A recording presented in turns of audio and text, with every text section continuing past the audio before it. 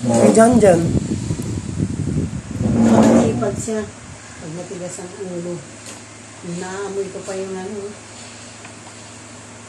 Yung baho. Amoy.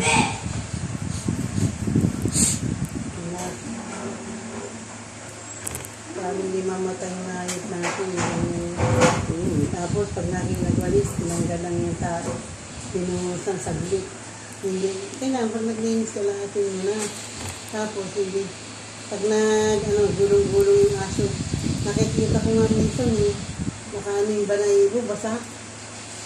Hindi naman hindi ka tulad doon. Pipoy, naano yung pipoy.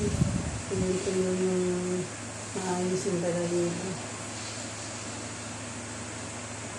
Sabi ko, Pipoy, kaya nga kapag ang sabon ni Tini, so sorpo ba yun? Para mura lang naman yun, mas mahal pa yung iniinom yung alak. Ano masabi po niya? Wala na pong natira. Talagang wala nang natira kasi inom ka yung hindi ka umuwi ng ilang araw, inom ka yun.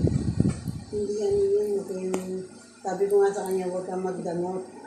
Tas Pipoy po. Pagka-importante, ano mo, kasi saka inaantay mo yung taong humingi, hindi tulong sa kanya.